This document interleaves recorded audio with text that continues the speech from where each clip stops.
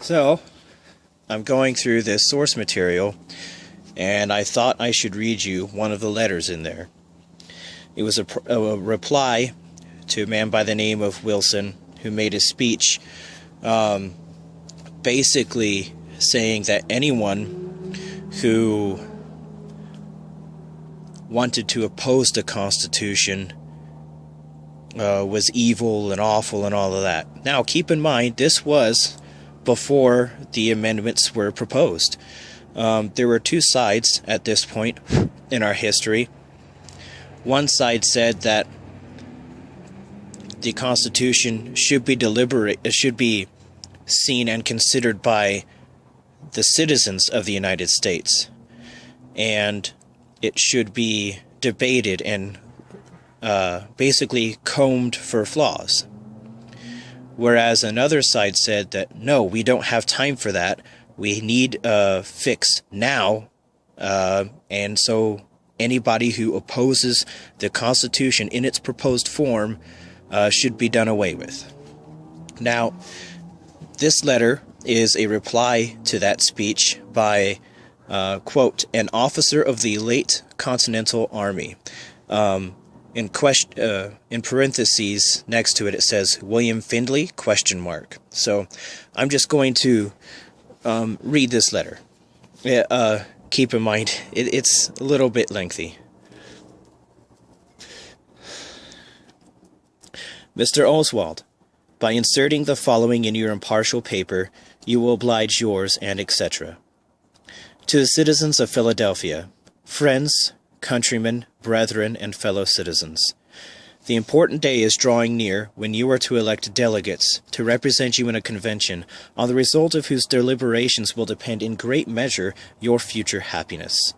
This convention is to determine whether or not the Commonwealth of Pennsylvania shall adopt the plan of government proposed by the late convention of delegates from the different states which sat in this city. With a heart full of anxiety for the preservation of your dearest rights, I presume to address you on this important occasion, in the name of sacred liberty, dearer to us than our property and our lives. I request your most earnest attention. The proposed plan of continental government is now fully known to you. You have read it, I trust, with the attention it deserves. You have heard the objections that have been made to it. You have heard the answers to those objections.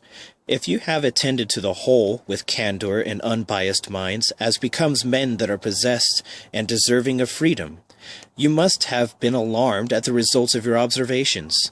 Notwithstanding the splendor of names which has attended the publication of the new Constitution, notwithstanding the sophistry and vain reasonings that have been urged to support its principles, alas, you must at least have concluded that great men are not always infallible, and that patriotism itself may be led to essential errors.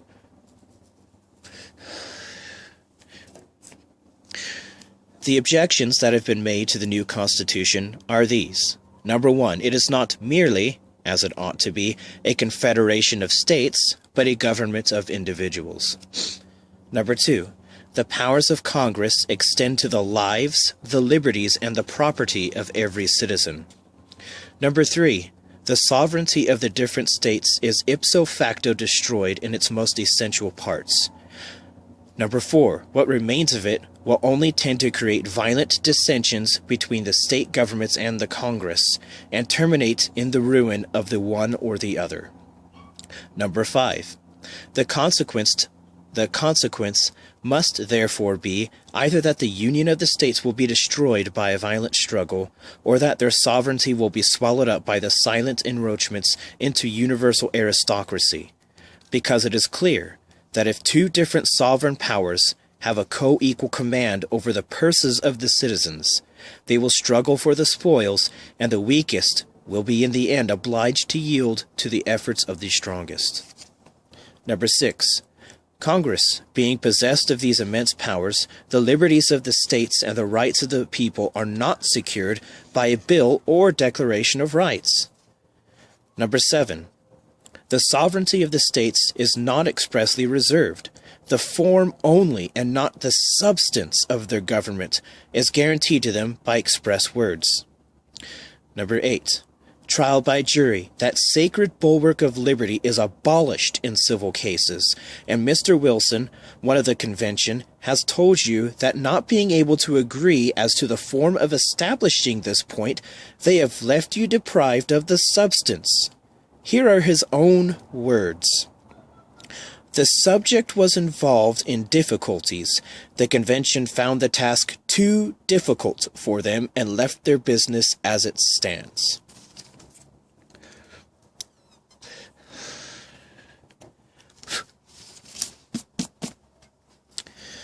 The liberty of number 9, the liberty of the press is not secured, and the powers of Congress are fully adequate to its destruction, as they are to have the trial of libels or pretended libels against the United States, and may by a cursed abominable Stamp Act (parentheses), as the Baldwin administration has done in Massachusetts (end parentheses), preclude you effectually from all means of information. Mr. Wilson has given you no answer to those arguments. Number 10. Congress have the power of keeping up a standing army in times of peace, and Mr. Wilson has told you that it was necessary. Number 11.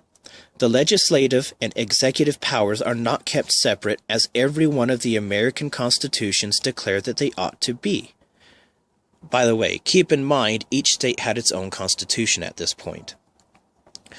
But they are mixed in a manner entirely novel and unknown, even to the Constitution of Great Britain, because, number 12, in England the king only has nominal negative over the proceedings of the legislature, which he has never dared to exercise since the days of King William, whereas by the new Constitution both the President General and the Senate, two executive branches of government, have that negative and are intended to support each other in the exercise of it. 13. The representation of the lower house is too small, consisting of only 65 members. Number 14. That of the Senate is so small that it renders its extensive powers extremely dangerous. It is to consist of only 26 members, or 2/3 of whom must concur to conclude any treaty or alliance with foreign powers. Now, we will suppose that 5 of them are absent, sick, dead, or unable to attend. 21 will remain, and 8 of these, 1/3 and 1/over, may prevent the conclusion of any treaty, even the most favorable to America. Here will be a fine field for the intrigues and even the bribery and corruption of European powers. Number 15. The most important branches of the executive department are to be put into the hands of a single magistrate, who will be, in fact, an elective king. The military, the land and naval forces, are to be entirely at his disposal, and therefore, number 16, should the Senate, by the intrigues of foreign powers, become devoted to foreign influence, as was the case of late in Sweden, the people will be obliged, as the Swedes have been, to seek refuge in the arms of monarch or president general. Number 17. Rotation, that noble prerogative of liberty, is entirely excluded from the new system of government, and great men may and probably will be continued in office during their lives. Number 18. Annual elections are abolished, and the people are not to resume their rights until the expiration of 2, 4, and 6 years. Number 19. Congress are to have the power of fixing the time, place, and manner of holding elections, so as to keep them forever subjected to their influence. Number 20. The importation of slaves is not to be prohibited until the year 1808, and slavery will probably resume its empire in Pennsylvania. Number 21. The militia is to be under the immediate command of Congress, and men, conscientiously scrupulous of bearing arms, may be compelled to perform military duty. 22. The new government will be expensive beyond any we have ever experienced. The judicial department alone, with its concomitant train of judges, justices, chancellors, clerks, sheriffs, coroners, escheators, state attorneys and solicitors, constables, etc., in every state and in every county in each state will be a burden beyond the utmost abilities of the people to bear, and upon the whole. Number 23. A government partaking of monarchy and aristocracy will be fully and firmly established, and liberty will be but a name to adorn the short historic page of the halcyon days of America. These, my countrymen, are the objections that have been made to the new proposed system of government, and if you read the system itself with attention, you will find them all to be founded in truth. But what have you been told in answer? I pass over the sophistry of Mr. Wilson in his equivocal speech at the State House. His pretended arguments have been echoed and re-echoed by every retailer of politics, and victoriously refuted by several patriotic pens. Indeed, if you read this famous speech in a cool, dispassionate moment, you will find it to contain no more than a train of pitiful sophistry and evasions unworthy of the man who spoke them. I have taken notice of some of them in stating the objections, and they must, I am sure, have excited your pity and indignation.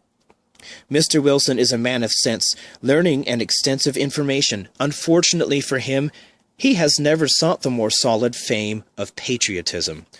During the late war, he narrowly escaped the effects of popular rage, and the people seldom armed themselves against a citizen in vain. The whole tenure of his political conduct has always been so strongly tainted with the spirit of high aristocracy, he has never been known to join in a truly popular measure, and his talents have ever been devoted to the patrician interest. His lofty carriage indicates the lofty mind that animates him, a mind able to conceive and perform great things, but which unfortunately can see nothing great out of the pale of power and worldly grandeur, despising what he calls the inferior order of the people. Popular liberty and popular assemblies offer to his exalted imagination an idea of meanness and contemptibility which he hardly seeks to conceal. He sees at a distance the pomp and pageantry of courts. He sighs after those stately palaces and that apparatus of human greatness which his vivid fantasy has taught him to consider the supreme good. Men of sublime minds, he conceives, were born a different race from the rest of the sons of men. To them, and to them only, he imagines, high heaven intended to commit the reins of earthly government. The remaining part of mankind he sees below at an immense distance. He thinks they were born to serve, to administer food to the ambition of their superiors, and become the footstool of their power. Such is Mr. Wilson, and fraught with these high ideas, it is no wonder that he should exert all his talents to support a form of government so admirably contrived to carry them into execution. But when the people, who possess collectively a mass of knowledge superior to his own, inquire into the principles of that government on the establishment or rejection of which depend their dearest concerns, when he is called upon by the voice of thousands to come and explain that favorite system which he holds forth as an object of their admiration, he comes. He attempts to support by reasoning what reason never dictated, and finding the attempt vain, his great mind, made for nobler purposes, is obliged to stoop to mean evasions and pitiful sophistry.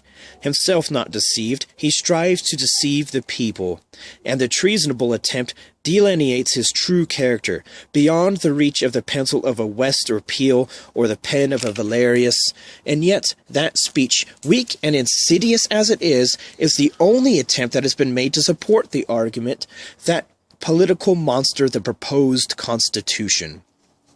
I have sought in vain amidst the immense heap of trash that has been published on the subject, an argument worthy of refutation, and I have not been able to find it. If you can bear the disgust which the reading of these pieces must naturally occasion, and which I have felt in the highest degree, read them, my fellow citizens, and say whether they contain the least shadow of logical reason. Say, laying your hands upon your hearts, whether there is anything in them that can impress unfeigned conviction upon your unprejudiced minds. One of them only I shall take notice of. in which I find that argument is weakly attempted.